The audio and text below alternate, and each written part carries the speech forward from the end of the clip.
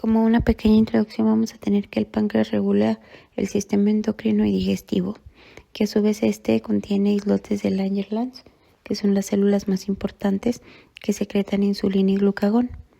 La insulina, su mayor función es almacenar glucosa y el glucagón moviliza la glucosa. Un exceso de insulina nos va a provocar una hipoglucemia y convulsiones. La deficiencia de la misma pues nos va a provocar un diabetes mellitus. Y las somastatinas y polipéptidos pancreáticos pues nos van a dar un metabolismo de los carbohidratos. Los islotes de Langerhans son grupos de células ovoides en el páncreas más abundantes en su cola y representan el 2% del volumen total, mientras que en la porción exócrina ocupa el 80%. Hay entre 1 y 2 millones de islotes en los humanos. Estos son ricos en la irrigación de la vena porta hepática. Los tipos de células en los islotes son pues las células tipo A, estas van a secretar glucagón. Las células tipo B, estas secretarán insulina en entre un 60 y 75% en el centro. Las células tipo D, que secretarán somatostatina, y las células tipo F, que secretarán polipéptidos pancreáticos. Estructura, biosíntesis y secreción de la insulina. La insulina es un polipéptido formado por dos cadenas de aminoácidos unidos por un disulfuro. Su estructura de la insulina porcina difiere de la humana en un solo aminoácido y tiene baja antigenicidad. Sin embargo, la insulina humana se produce mediante una tecnología de ADN recombinante.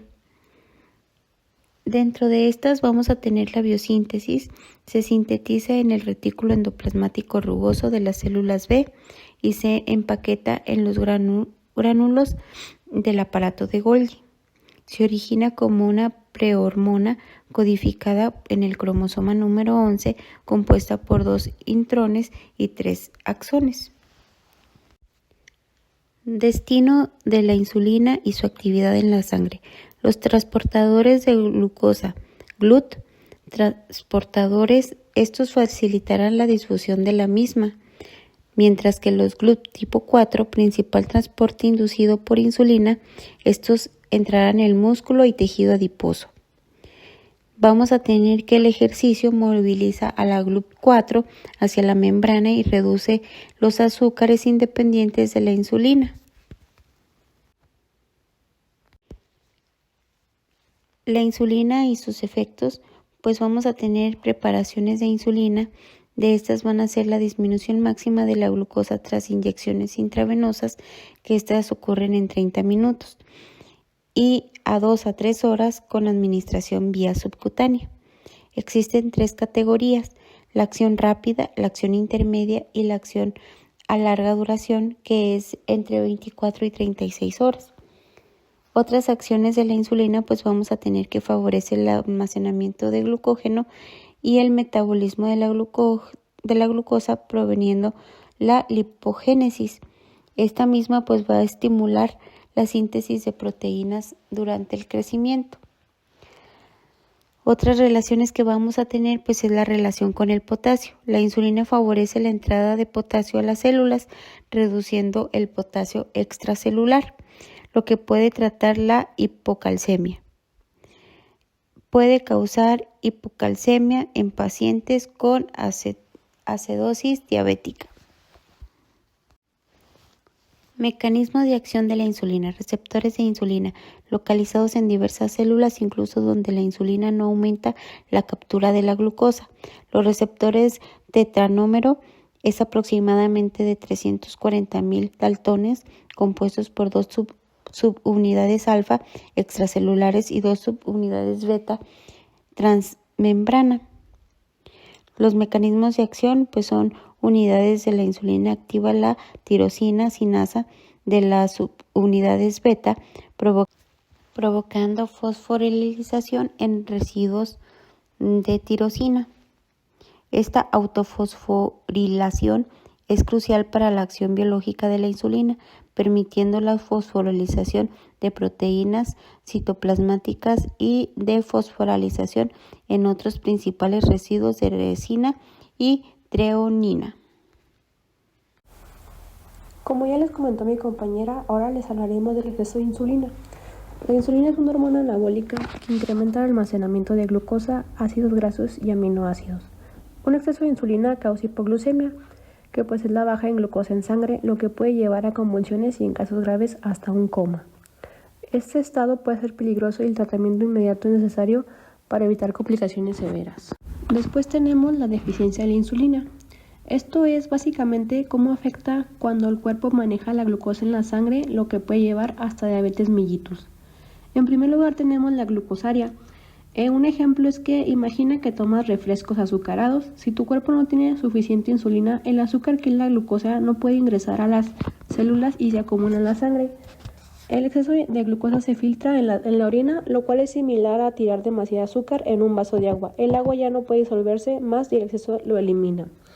Esto pues básicamente ocurre cuando los niveles de glucosa en sangre superan el umbral renal, lo que provoca que el exceso de glucosa se elimine a través de la orina. Después tenemos la pérdida de electrolitos.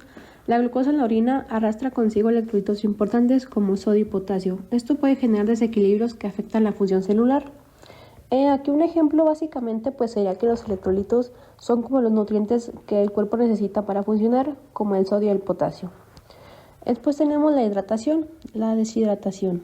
La deshidratación, pues un ejemplo es cuando hacemos ejercicio y perdemos agua al sudar. Necesitamos agua para reponer el líquido que perdimos. Esto pues básicamente es que la glucosaria provoca una pérdida significativa de agua, lo que contribuye a la poliuria, que pues este sería el aumento en la producción de orina, y a la polidipsia, que pues sería el aumento a la sed. Después tenemos la acidosis, que pues en ausencia de la insulina, el organismo recurre a la producción de cuerpos cetónicos para obtener energía. Esto puede llevar a una acumulación de ácidos en el cuerpo y en casos graves pues sería un coma diabético si no se trata a tiempo. Después tenemos el glucagón. Esto pues es una hormona catabólica que regula la glucosa en sangre de manera opuesta a la insulina. Se produce en células a los islotes pancreáticos y se liberan respuestas a bajos niveles de glucosa durante el ayuno y el ejercicio. Como funciones principales tenemos algunas, que una de estas sería el aumento de glucosa en sangre.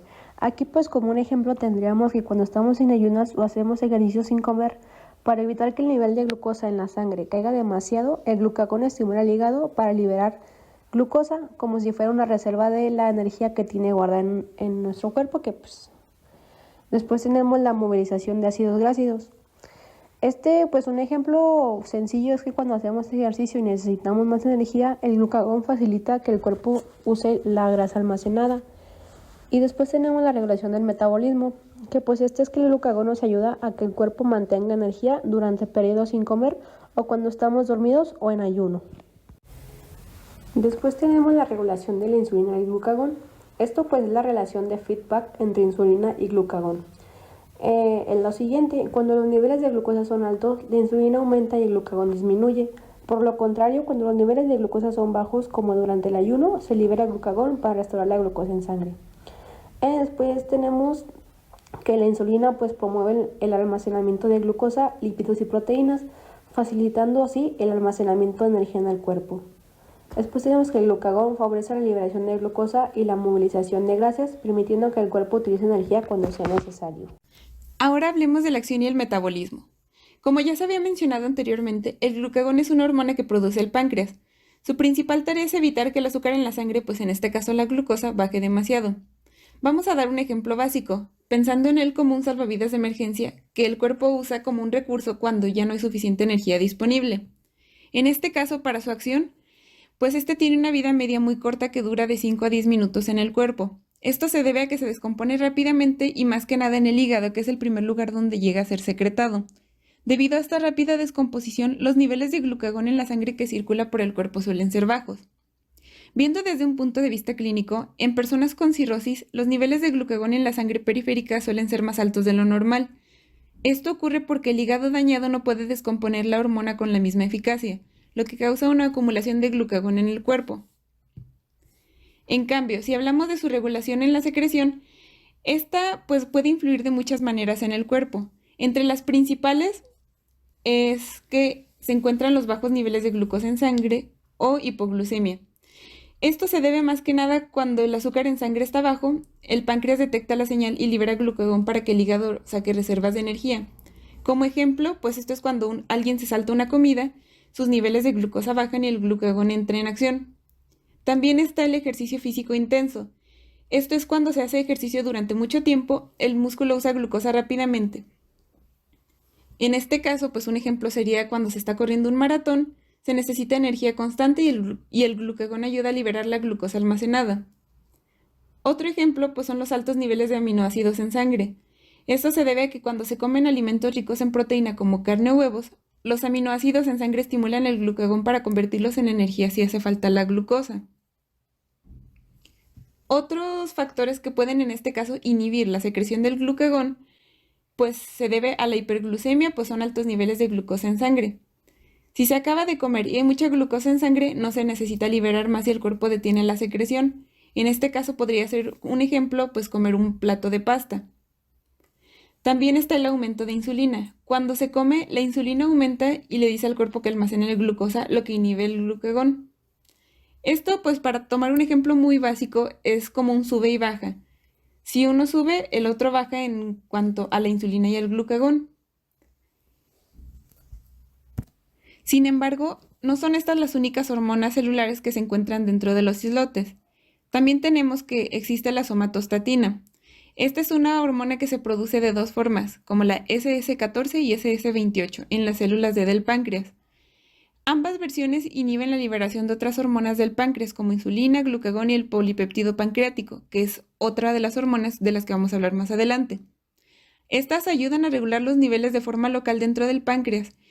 En cuanto a la SS28, es especialmente eficaz para frenar la liberación de insulina. También tenemos otra que es el polipeptido pancreático. Esta es una hormona producida por las células F del páncreas, aunque esta no se tiene completamente clara su función, puesto que sigue como en estudio. Esta funciona dependiendo de dos formas. En cuanto a los niveles aumentan después de comer proteínas, en situaciones de ayuno, durante el ejercicio y en casos de bajos niveles de azúcar en sangre o hipoglucemia como había mencionado anteriormente. Sin embargo, estos disminuyen cuando se administra somatostatina o glucosa. Sin embargo, la organización de los islotes pancreáticos se divide dependiendo de sus unidades que regulan el equilibrio de nutrientes en el cuerpo. Dentro, sus células están organizadas de manera particular. Las células que producen insulina se encuentran en el centro, mientras que las células que producen el glucagón, somatostatina o el polipéptido pancreático se agrupan en los bordes. Esta estructura sugiere una comunicación cercana entre las células. Ahora, ya casi para terminar, les hablaré sobre los efectos de otras hormonas y del ejercicio en el metabolismo de los carbohidratos. Durante el ejercicio ya es algo de la que ya se había mencionado anteriormente. El músculo es capaz de absorber más glucosa sin necesidad de insulina, ya que aumenta la cantidad de transportadores GLUT4 en las células musculares. Este aumento en la entrada de glucosa puede durar varias horas después de hacer ejercicio. Pues como ya se había mencionado, el ejercicio afecta directamente al cuerpo y usa carbohidratos para obtener energía, además de otras hormonas pues como insulina, glucagón y la somatostatina. Otras hormonas también juegan un papel clave y estas podrían ser epinefrina o adrenalina, que esta es la que aumenta la energía disponible al liberar glucosa, hormonas tiroideas que ayudan a controlar la velocidad del metabolismo, glucocorticoides que liberan glucosa en situaciones de estrés y hormona de crecimiento que influye en el uso de carbohidratos y grasas como energía. En cuanto a las hormonas tiroideas, estas cumplen diferentes funciones en el cuerpo, pero para dar un ejemplo un poco más básico, pues estas funcionan como un motor que regula el ritmo del cuerpo. Estas se producen en la glándula tiroides y su función principal es controlar el metabolismo o cómo el cuerpo usa esta energía. En cuanto a sus funciones principales, pues estas aceleran o desaceleran el metabolismo. Esto más que nada es porque si se tienen muchas hormonas o pocas, se quema energía de manera más lenta o más rápida. Para dar un ejemplo un poco más banal, si se come un pedazo de pan, las hormonas tiroideas determinan si esta energía se usa rápido o se almacena. Otra de sus funciones es que controlan la temperatura corporal. Aquí, si el cuerpo necesita calentarse, las hormonas tiroideas hacen que se queme más energía generando más calor. En este caso, pues sería mantenernos en movimiento. También afectan el crecimiento y el desarrollo. En niños, las hormonas son esenciales para el desarrollo del cerebro y el crecimiento de hueso. Un ejemplo muy común es que los bebés con deficiencia de estas hormonas pueden tener problemas de desarrollo si no se tratan. Porque, estas hormonas tienen muchas funciones, también influyen en el ritmo cardíaco, en el aumento de la absorción de la glucosa, la reducción del glucógeno en el hígado, degradación de insulina y el efecto sobre células del páncreas. Además de las mencionadas anteriormente, también existen otras hormonas relacionadas a la regulación y secreción de la glucosa y el glucagón, que aunque no tienen una función principal como tal, estas cumplen más que nada con su función de apoyo. En este caso tenemos a los glucocorticoides, que son hormonas producidas en la corteza suprarrenal. Estos aumentan los niveles de glucosa en sangre y pueden provocar una respuesta similar a la diabetes en pruebas de tolerancia a la glucosa. Este efecto es más que nada común en personas con predisposición genética a la diabetes. Aquí pues los glucocorticoides también juegan un papel importante en ayudar al glucagón a producir glucosa cuando estamos en ayuno. Sin embargo, si hay falta de glucocorticoides, que es también conocido como insuficiencia suprarrenal, la glucosa en sangre se mantiene estable solo mientras la persona coma regularmente, aunque el ayuno también puede llevar a una baja peligrosa en la glucosa o a un colapso. También tenemos a la hormona de crecimiento. Esta más que nada pues empeora la diabetes al aumentar los niveles de azúcar en sangre y hacer que el cuerpo sea menos sensible a la insulina. Aquí, alrededor del 25% de las personas con tumores en la hipófisis que producen demasiada hormona de crecimiento desarrollan diabetes. Al eliminar la hipófisis por medio de una hipofisectomía, la diabetes mejora y la resistencia a la insulina disminuye, incluso más que al retirar las glándulas suprarrenales. Sin embargo, tratar con una hormona de crecimiento aumenta la resistencia a la insulina. Esta hormona pues actúa de dos formas, tanto de manera directa como de otra manera llamada sustancia IGF-1. Esta hormona moviliza ácidos grasos del tejido graso, lo que promueve la producción de cetonas, que este es un tipo de energía alternativa al azúcar también. También reduce la absorción de glucosa en algunos tejidos y aumenta la producción de glucosa en el hígado. Puede disminuir el efecto de la insulina en los tejidos. Ya para finalizar este tema, vamos a ahondar un poco más en el aspecto clínico, en este caso en la hipoglucemia y la diabetes mellitus. En este caso, las reacciones a la insulina no siempre son beneficiosas para el ser humano. ¿Con esto qué se quiere decir? Que en episodios de hipoglucemia son comunes en personas con diabetes tipo 1. Estos episodios se caracterizan por ser bajones de azúcar en sangre. Estos suelen ocurrir en personas con un buen control de su diabetes y son más comunes durante el ejercicio, cuando el cuerpo usa más glucosa y la insulina se absorbe más rápido. Además, la hipoglucemia también afecta a personas sin diabetes, cabe recalcar. Esto puede causar síntomas como falta de coordinación y dificultad para hablar, que puede confundirse con estar bajo los efectos del alcohol. Ahora, la diabetes se divide en dos tipos, que es la diabetes tipo 1 o insulino dependiente. Este tipo ocurre cuando el sistema inmunitario ataca y destruye las células B del páncreas, que son las que producen insulina. Las personas con esta diabetes suelen desarrollar esta enfermedad antes de los 40 años. Esto es común que tengan cetosis, para quienes no conozcan, la acumulación de cetonas en sangre y acidosis. Y también se encuentra la diabetes tipo 2 o no insulino dependiente. Este es el tipo más común y suele aparecer después de los 40 años, generalmente en personas con obesidad. En esta diabetes, el problema es que el cuerpo se vuelve resistente a la insulina, aunque sigue produciéndola. Este tipo tiene un inicio gradual y generalmente no causa cetosis, donde además las células beta pueden ser normales a menos que se dañen por el tiempo. Con esto finalizamos nuestro tema y agradecemos su atención.